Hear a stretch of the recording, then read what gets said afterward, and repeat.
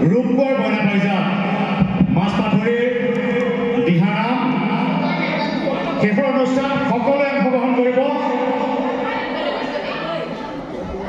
এই শিশুসকলক প্ৰেৰণা যোগাব 1971 চনৰ এটা অনুষ্ঠান ৰূপকৰ বনা পাইছা কোনো আনুষ্ঠানিক শিক্ষা নোলোৱাকৈ আপোনালোকে দেখিছে ভূটান নৃত্য পৰিৱেশন কৰিছে আৰু এয়া দিহানাম গতিকে সকলোৱে সহযোগ কৰি অনুষ্ঠান ভাবি আমি সমাপ্ত কৰিম ইয়াতে কৃষ্ণ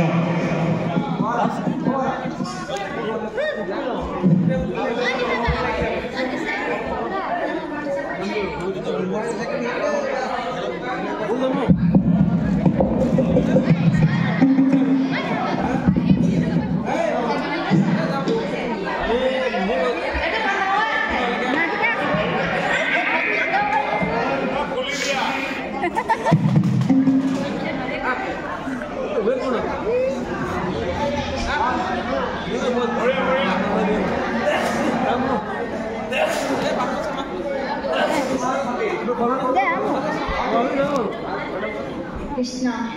Oh.